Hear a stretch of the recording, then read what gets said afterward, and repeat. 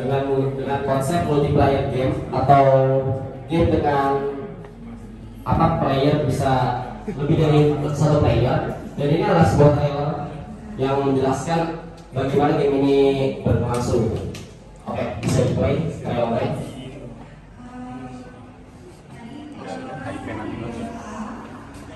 Udah tahu ini ya?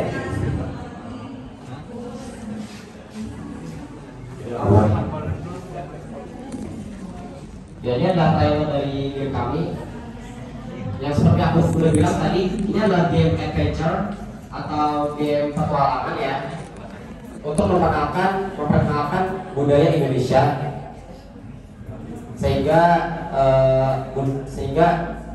budaya kita bisa lebih terkenal di ranah internasional seperti itu.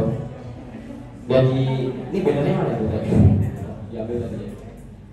Dan teman-teman kalau misalkan mau lihat trailernya juga, ini diupload di salah satu platform kami, bukan di YouTube ya, tapi di namanya nonton.carakan.id, dan bisa di scan QR code-nya kalau pengen nonton trailernya. Oke, mungkin cukup untuk trailernya, bisa dilanjut aja. Kalau kita masuk ke development proses, ini biar lebih tahu bagaimana cara alur pengembangan sebuah game dari awal, mulai dari membuat konsep sampai dengan tahap production. Mungkin bisa langsung buka Unreal editornya aja kali ya. Nah, ini adalah salah satu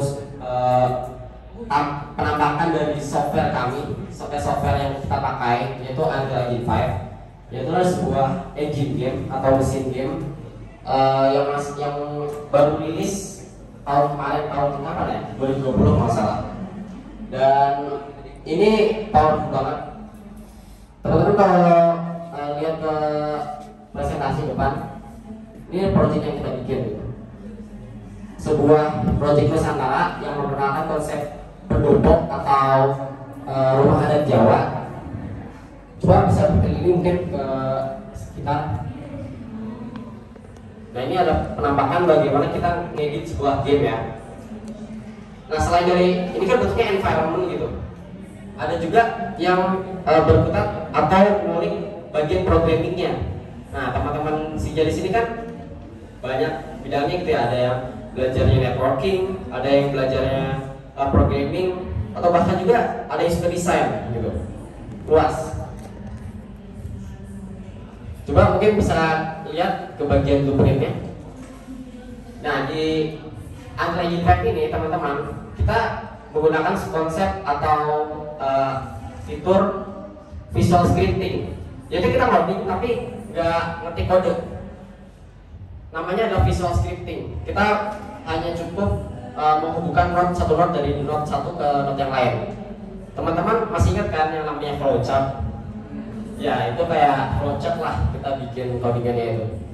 Jadi basically lebih gampang dan juga lebih mudah buat ngedebug errornya gitu. Dimulai dari membuat function, terus membuat condition, looping, dan object oriented programming. Kita semua lakukan di dalam fitur Unreal ini, yaitu blueprint. Namanya blueprint, visual scripting dari Unreal Engine. Oke, balik lagi ke development proses supaya teman-teman mungkin bisa lebih jelas.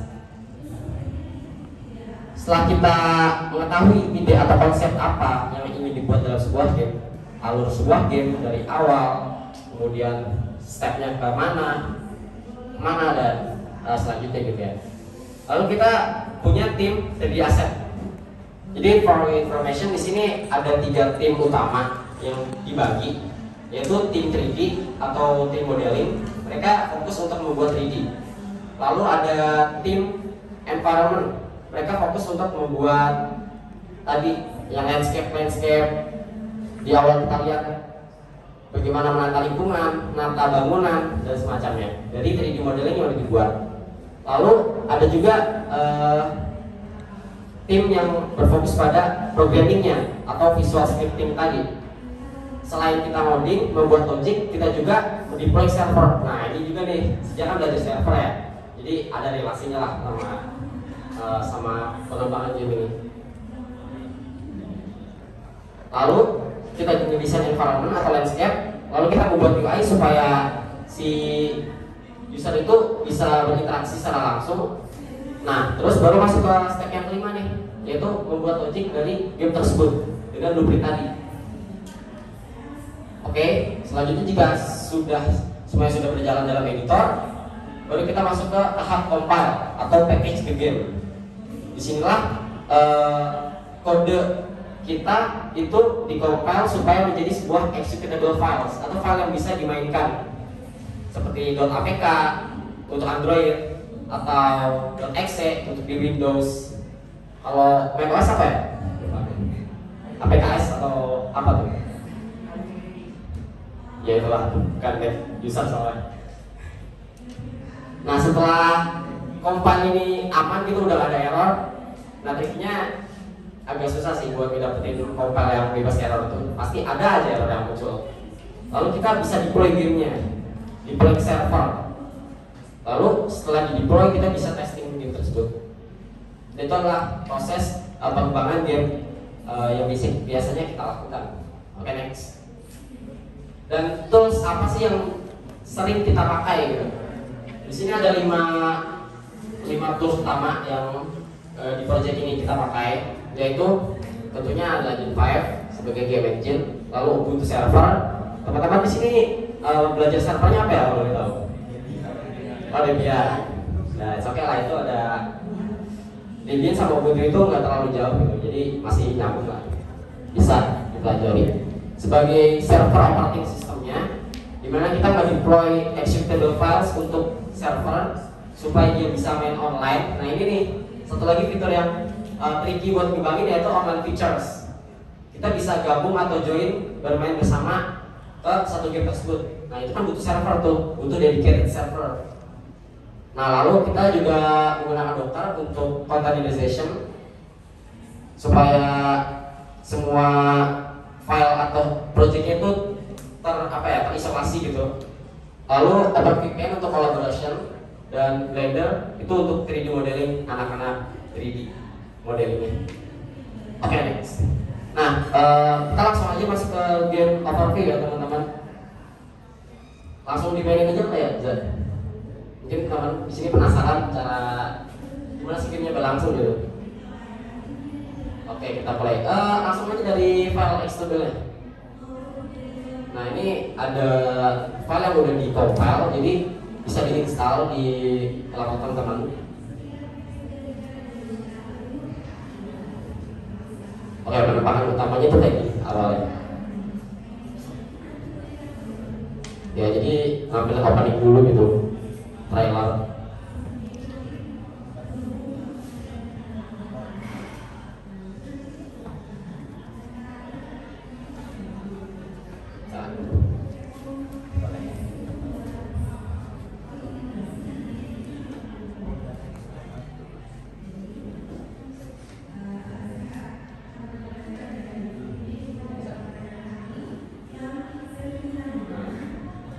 Nah, ini opening awal dari gamenya.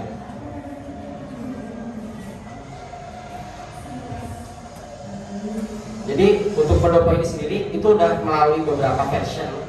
Ini trailernya version pertama ya. Ada trailer version kedua tapi belum kita masukin, belum kita integrasi. Jadi masih trailer version yang lama ini. Nah, ini adalah mekanismenya atau karakternya yang dibuat semirip mungkin dengan manusia. Kan basically metaverse itu kan adalah duplikasi atau digital twins dari gambaran dunia nyata. Nah, setelah opening selesai, di sini kita bisa memilih karakter. Ada 3 karakter utama yang udah kita integrasiin. Itu ada karakter batik atau default karakter, terus ada karakter laki-laki dan karakter perempuan. Jika kita sudah memilih karakternya, kita bisa mulai start. Oke, di sini kita bisa 2 game mode ya teman-teman. Bisa single player atau multiplayer. Di single player, ya udah kita main aja sendiri buat nge-explore environment yang ada di game tersebut. Tapi jika kita bermain multiplayer, maka kita bisa bermain bersama teman kita. Oke, kita simulasiin aja yang multiplayer.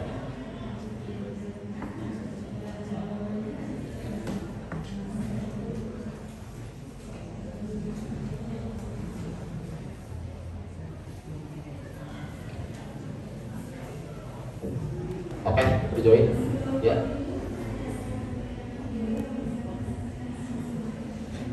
Nah, di sini contohnya ada dua karakter nih. Yang kiri adalah karakter aku, lalu yang kanan adalah karakter temanku Reza. Di sini misalkan kita udah pilih karakter, lalu kita start.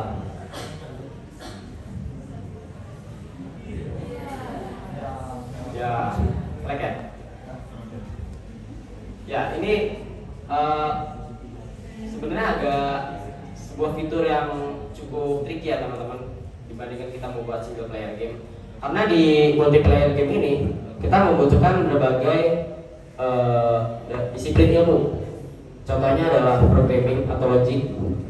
Jadi kita butuh membuat logic yang robust, gitu, yang tahan banting, yang bebas error, dan juga time complexity itu oke. Dalam artian kodenya itu readability-nya oke.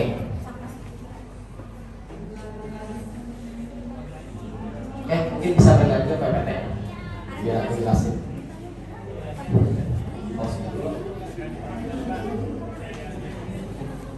Ya, next saja. Dan ini memang mekanisme kontrol game. Misalkan ya biasalah penuhan ya, PSAD dan segala macam. Jadi konsep development ya seperti teman-teman tadi udah lihat. Di situ ada rumah adat Jawa itu Pendopo, dan juga rumah adat Batak. Ada Batak ya, itu rumah Batak. Nanti kita bakal berkeliling sampai ke Batak lah ya. Nah, terus ada tadi fitur utama yaitu multiplayer dan selection karakter. Oke, ini kalau aku bisa describe karakter yang benar-benar ya pokoknya butuh beberapa disiplin ilmu nanti yang aku jelasin. Oke, next. Dan ini game flow-nya ya teman-teman tadi udah lihat. Next. Nah, technical feature and problem phase. Apa sih masalah yang biasanya kita temui ketika dalam pengembangan game ini? Yang pertama adalah bagaimana kita berkolaborasi dengan tim kita. Oke, jadi game development merupakan sebuah pengembangan software yang agak berbeda dengan software engineering lain seperti web development, app development, desktop development. It's not a fully code. Ini nggak sepenuhnya codingan. Dan biasanya kan kalau project-project kode atau source code itu tidak membutuhkan resource yang begitu powerful ya. Nah, beda halnya dengan game development di sini. Di sini kita menggunakan device yang sudah disediakan carakan, yaitu NUC i7 generasi 11 dengan SSD 64GB dan storage-nya 2TB. Dan kita menggunakan GPU Nvidia GeForce RTX 3090. Sorry, 3020 ya? Ya 3020, tapi ada yang 3090 kan? Ada. Jadi bervariasi gitu di sini. Jadi jangan kaget kalau gila kayak overkill banget gitu saya, tapi emang yang dibutuhkan tuh segitu. Nah, karena besarnya project yang kita pegang atau kita maintain, itu satu project aja membutuhkan resource sekitar 200 GB. 200 GB untuk satu project. Mungkin bisa dilihat ke filenya, prosesnya.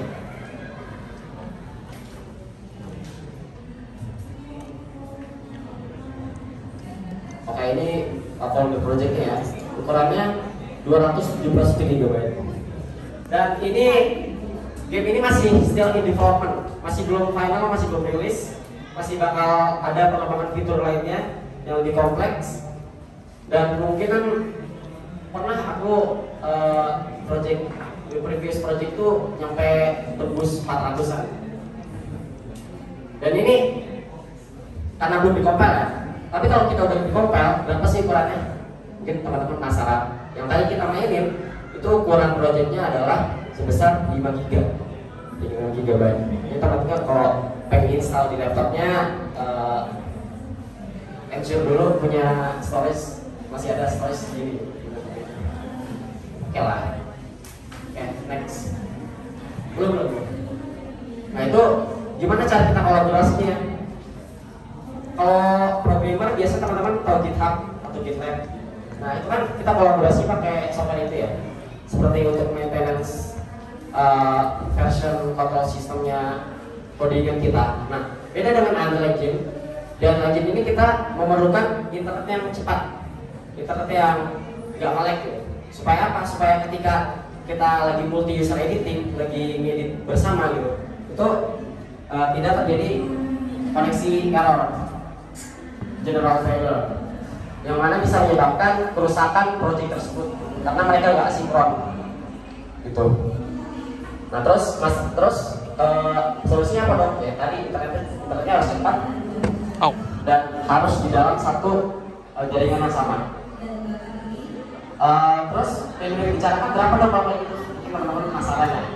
Yang dibicarakan itu bisa nyampe up to 100 MB per second. Jadi secepat itu yang dipakai internetnya ya, jaringan internet di sana. Itu untuk kolaborasi. Lalu ada juga challenge lainnya, yaitu memecahkan masalah error compile. Ini benar-benar yang bikin stressful kadang-kadang buat bagian programming atau bagian scripting ya. Karena kita harus fixing. Oke, kita modingnya bukan blueprint, kita modingnya bukan full coding gitu. Kita nggak coding sebenarnya, hanya visual scripting aja ya tadi.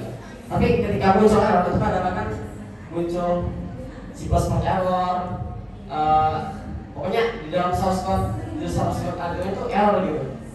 Nah itu gimana mencari masalahnya? Harus sabar satu persatu, harus bertanya pada forum, sering-sering baca dokumentasi, ya pokoknya itu open error ya. Dan challenge selanjutnya itu adalah membuat logik yang bagus yang tadi aku udah fokus di awal, yaitu a good programmer adalah mereka yang membuat kode yang tidak hanya asal jalan, tapi untuk time progresifnya, untuk efisiensinya itu diperhatikan. Supaya apa? Supaya in the upcoming project, in the upcoming future, ketika project ini udah semakin kompleks, semakin besar, semakin large, itu nggak menimbulkan masalah di kemudian hari. Oke, next. Nah ini multiplayer game ya, yang tadi aku udah notice di awal. Jadi itu adalah kita membutuhkan berbagai disiplin dulu. Salah satunya beberapanya adalah programming logic, terus ada network data communication. Kita juga harus paham minimal konsepnya lah, konsepnya jaringan itu kayak gimana klien dan server itu saling berkomunikasi gitu. Kalau website mungkin ada namanya HTTP request ya, HTTP request. Dan kita bisa mengelola logic di server dan di klien. Oke, mungkin segitu aja. Next. Sebelum aku tutup, mungkin ada pertanyaan dulu dari teman-teman. Oke, silakan. Untuk Q&A session udah dibuka ya. Kalau ada yang mau nanya, silakan.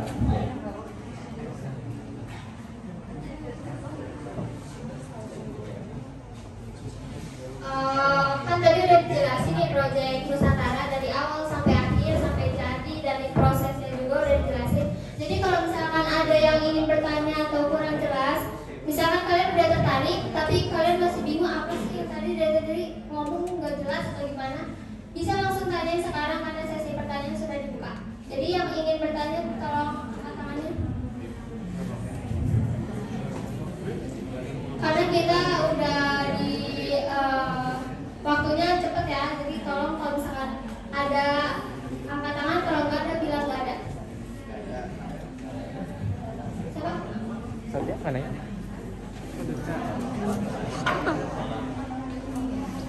Still I'm ready. Halo Kak. Kak, nama saya si Kemal Ragan dari kelas 10 ya, Pak. Siapa? Baik, pertanyaan saya simpel dan sederhana, Kak. Gamenya ada pada mana nggak, Kak? Oh, belum ada.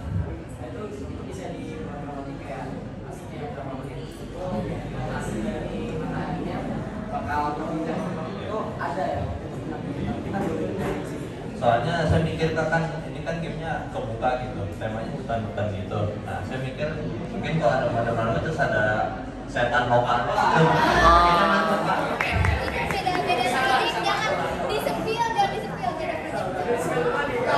Stay tune guys. Jadi kesimpulannya di sini tuh ada mode malam, tapi dibikin mode udah. The next project ya.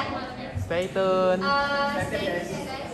Yaudah, terima kasih, ini project Nusantara. Kalau kalian tertarik atau ingin bergabung, kalian Mau nanya? Oke, last question ya.